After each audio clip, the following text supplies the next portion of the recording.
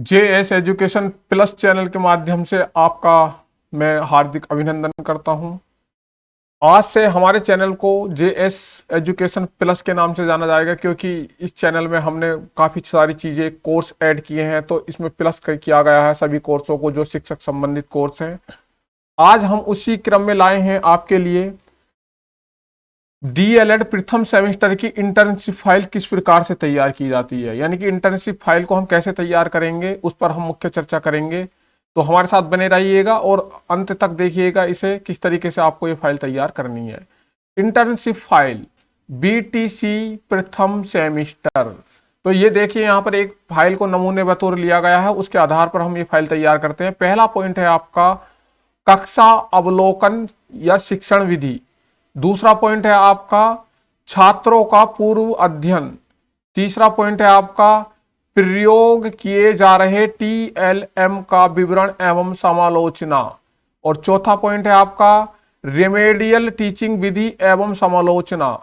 पांचवा पॉइंट है आपका विद्यालय की प्रोफाइल तैयार करना, विद्यालय भौतिक संसाधनों की स्थिति की समालोचना करना।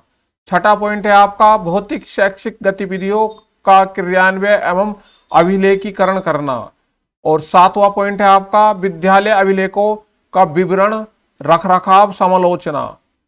आठवां पॉइंट है आपका विद्यालय अभिलेखों को तैयार करना।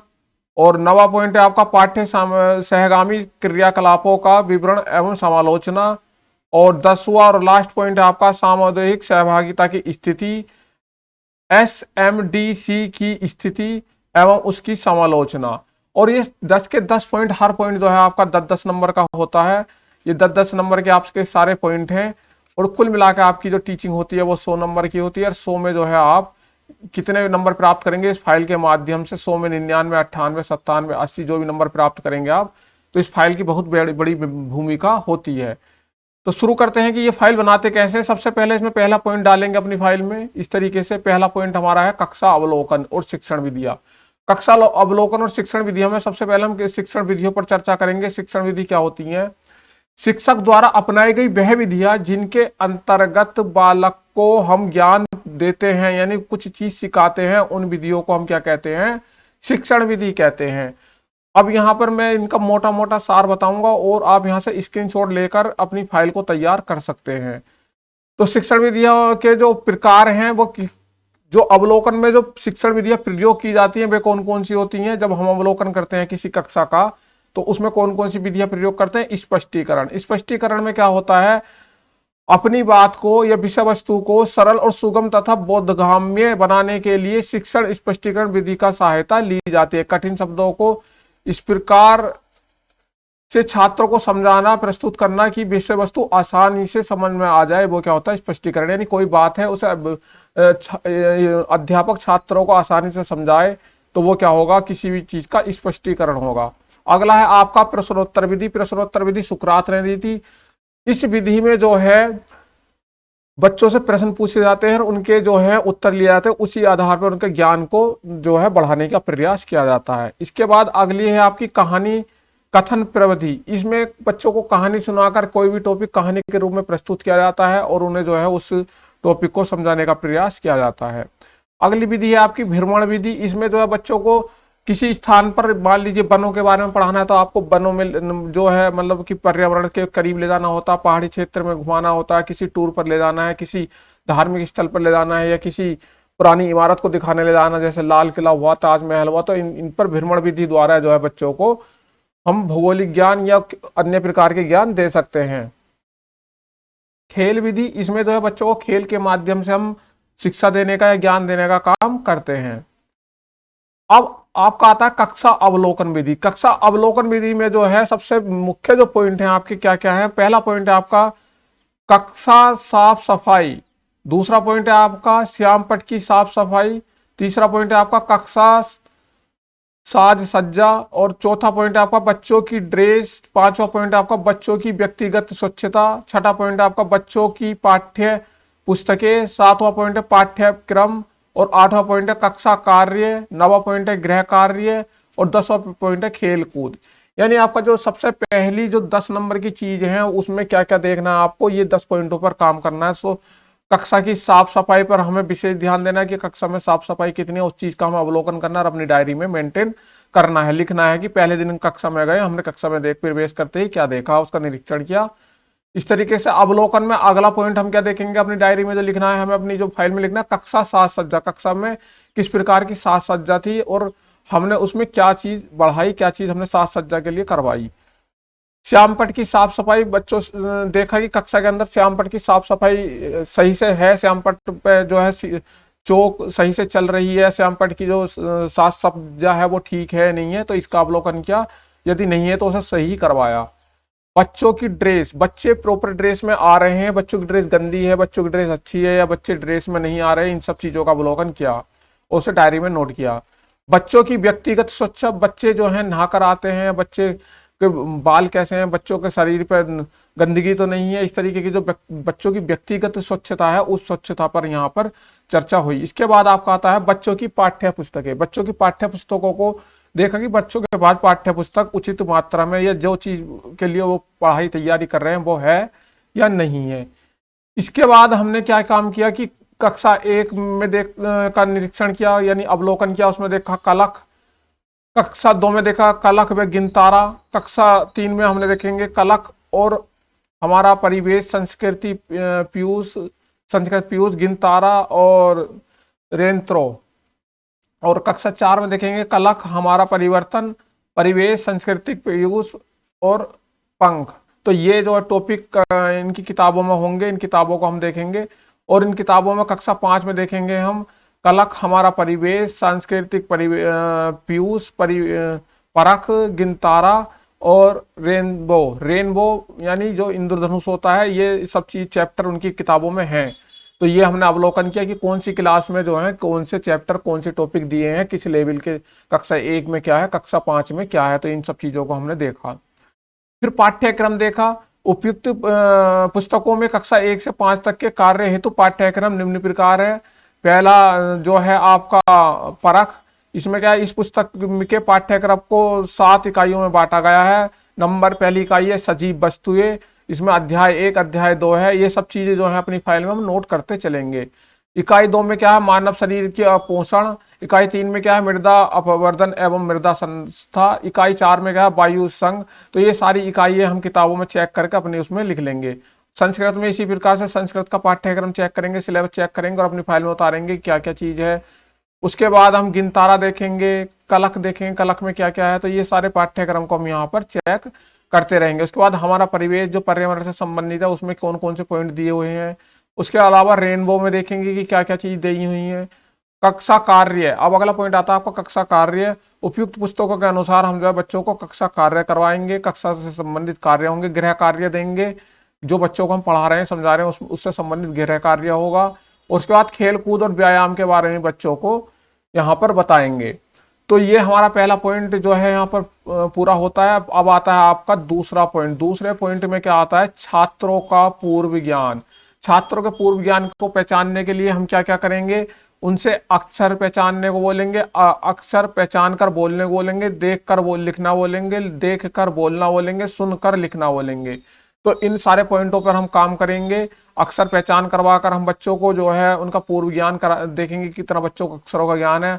अक्षर पहचान कर बोलने को बोलेंगे, जिससे कि हमें उनके सारे ज्ञान का पता चलेगा पुराने।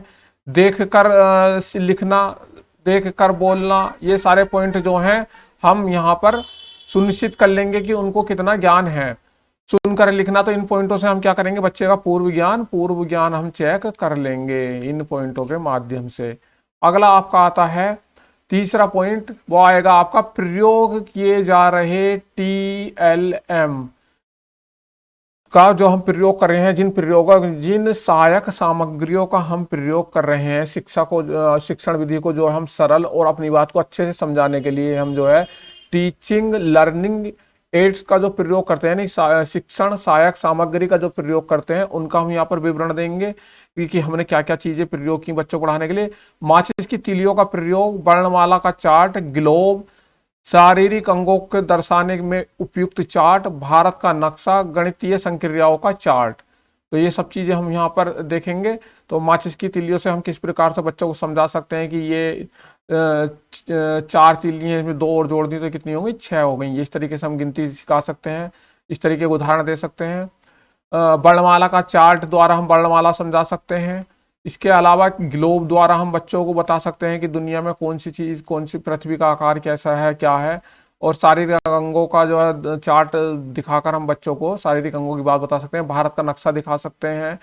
तो ये सब क्या होंगी, सहायक सामग्री होंगी। इनका प्रयोग करके हम जो है अपने शिक्षण को आसान बना सकते हैं। तो हमने जो जो सहायक सामग्री प्रयोग की वो हम सारी जो हैं अपनी फाइल में मेंशन करेंगे। इसके बाद हम अगला पॉइंट पर काम करेंगे। पॉइंट नंबर है 4, रिमेडियल टीचिंग विधि। रिमेडियल टीचिंग विधि में क्या क्या प्रयोग करेंगे हम। सबसे पहला पॉइंट होगा आपका रिमेडियल टीचिंग का मतलब क्या होता है वो समझ लेते हैं। रिमेडियल टीचिंग विधियों का आशय उस विधि से होता है जो बच्चों के ज्ञान को और अधिक बढ़ा सके, या जिस विधि के द्वारा छात्रों को शिक्षण विषय वस्तु समझने में आ जाए। कुछ सुधारवादी शिक्षण विधि निम्नलिखित है, यानी बच्चों की जो ज्ञान है उसको और सुधार सकें हम, तो ऐसी शिक्षण विधियों को क्या कहते हैं हम, रिमेडियल टीचिंग विधि कहते हैं। जैसे पहला है आपका निगमनात्मक और आगमनात्मक, वस्तु विधि, दृष्टांत विधि, कक्षन विधि एवं व्याख्यान विधि, वर्ण विधि। तो इसमें जो है ये सारी विधियां हैं और इन विधियों को हम एक एक करके यहाँ पर समझने का प्रयास करेंगे। नंबर 1 है आपका निगनात्मक विधि। निगनात्मक और आगमनात्मक। निगनात्मक में क्या होता है, पहले बच्चों को कोई नियम बता दिया जाता है, कोई बात बता दी जाती है, उसके बाद उसके उदाहरण दिए जाते हैं कि जैसे पहले बता दिया कि ये क्या है, फल है, और बाद में क्या दिया, फलों के उदाहरण दिए कि आम दिखा दिया, अमरूद दिखा दिया, इस तरीके से दिखा दिया। और आपका आगमनात्मक विधि में क्या होता है, पहले फल दिखाएंगे, यानी पहले आम दिखा दिया और केला दिखा दिया। ये सब चीज दिखाने के बाद जो है कहेंगे कि ये जो है फल हैं, यानी पहले उदाहरण दिया जाता है आगमनात्मक विधि में, और निगनात्मक विधि में पहले नियम बता दिया जाता है, उसके बाद उदाहरण दिए जाते हैं। अगली विधि वस्तु विधि है। इसमें जो है मूर्त से अमूर्त की ओर लिया जाता है। बच्चों को पहले वस्तु के रूप में किसी चीज का को दिखाया जाता है, उसके बाद वो जो है उसे धीरे धीरे जो है अमूर्त की ओर लिया जाता है। जैसे कि पहले हम किसी बच्चे को अगर जोड़ सिखाना चाह रहे हैं तो 3 वस्तु दिखाई हमने उसे, और 3 वस्तु में 3 वस्तु और जोड़ दी तो 6 हो गई ये। तो इस तरीके से फिर जो है वो अमूर्त की ओर ले जाएंगे, यानी वो बिना वस्तु देखे भी जोड़ सकेगा। इस तरीके का ज्ञान उसके अंदर डेवलप हो जाएगा। दृष्टांत विधि, यानी कि किसी दृश्य को देखकर उसका वर्णन करके उसका स्पष्टीकरण करके उसे समझाना। इसके बाद है कथन विधि एवं व्याख्यान विधि। इसमें जो है कथन विधि में क्या होता है, प्रस्तावना होती है आपकी। पहले सबसे पहले प्रस्तावना रखेंगे आप, प्रस्तावना क्वेश्चन पूछेंगे, फिर प्रस्तुतिकरण करेंगे, फिर तुलना या सिद्धांत तो स्थापित करेंगे, फिर आवृत्ति करेंगे, फिर प्रयोग करेंगे। तो ये इसके स्टेप होते हैं, इनको आप 1 बाय 1 करके देख सकते हैं। वर्णन विधि, इसमें किसी भी चीज का जो है हम वर्णन करते हैं। कोई चीज, कोई वस्तु है, विषय वस्तु है, कोई टॉपिक समझा रहे हैं तो उसमें हम जो है उस चीज का विस्तृत रूप से वर्णन करते हैं। उसमें कुछ चीज उदाहरण लगा के हर चीज का जो है उचित लॉजिक देकर जो है हम वर्णन करने का प्रयास करते हैं। 5वां पॉइंट आता है आपका विद्यालय की प्रोफाइल तैयार करना। विद्यालय मौखिक संसाधनों की स्थिति समालोचना करना। तो विद्यालय की प्रोफाइल कैसे तैयार करेंगे, विद्यालय का नाम लिखेंगे, ब्लॉक का नाम लिखेंगे, जिले का नाम लिखेंगे, प्रधान अध्यापक का नाम लिखेंगे, और विद्यालय की भौतिक स्थिति को निम्नलिखित बिंदुओं से प्रस्तुत करेंगे। पहला होगा आपका प्रांगण की साफ सफाई, प्रांगण में वृक्षारोपण, हैंडपंप की स्थिति, कक्ष की स्थिति, छात्रों की साफ सफाई, बच्चों की ड्रेस, कक्षा में बच्चों को पढ़ाने के लिए उपलब्ध साधन। तो इन सबका जो है विस्तृत वर्णन कर देंगे इन्हें हेडिंगों के अकॉर्डिंग, जैसे जैसे आप विद्यालय में देखते हैं उस चीज का सब वर्णन अपनी फाइल में करेंगे। 6वां पॉइंट आता है आपका शैक्षिक गतिविधियों का क्रियान्वयन एवं अभिलेखीकरण। यानी कि जो शैक्षिक गतिविधियां हैं उनका जो हम क्रियान्वयन किस प्रकार किया हमने, और उनका जो है उनको जो है अभिलेखीकरण यानी उनका रिकॉर्ड किस प्रकार से हमने रखा। तो सबसे पहले हमने मौखिक गतिविधि कराई, तो उसके बारे में हम यहाँ पर चर्चा करेंगे। फिर उसके बाद हमने लिखित गतिविधि कराई, करके सीखना यानी बच्चों से करवा के कोई काम को सिखाया। उसके बाद अनुकरण यानी बच्चों ने, आपने पहले करके देखा, फिर बच्चों ने उसे देखकर सीख आपकी नकल करके जो है उस चीज को सीखा। निरीक्षण द्वारा सिखाना। उसके बाद जो है आपको परीक्षण करके सिखाना, सामूहिक विधियों द्वारा सिखाना, तो ये सारी विधियों का शैक्षिक क्रियान्वयों का प्रयोग किया हमने। नंबर 7वां पॉइंट आता है आपका विद्यालय अभिलेखों का विवरण एवं रख रखाव। जो विद्यालय में अभिलेख है उनका जो विवरण देना है हमें यहाँ पर, और उनका रख रखाव की समालोचना करनी है। रख रखाव के बारे में अपने स्पष्ट लिखना है कि किस तरीके का आपने विद्यालय में उन अभिलेखों का रख रखाव देखा। तो पहले हम बच्चों की कुल संख्या लिखेंगे, अध्यापकों की कुल संख्या लिखेंगे, व्यक्तिगत परिचय देंगे, अध्यापकों के नाम, निवास, शिक्षा, उनका क्या योग्यता है, निवासी कहाँ के शिक्षक हैं, और एक एक करके उनके स्थानीय सूचना देंगे। उसके बाद इन सबका व्यक्तिगत परिचय देने के बाद सब टीचरों का जो है 6 के 6 टीचरों या जो भी 4-5 टीचर, उसके बाद हम छात्रों की कक्षाओं का वर्णन करेंगे।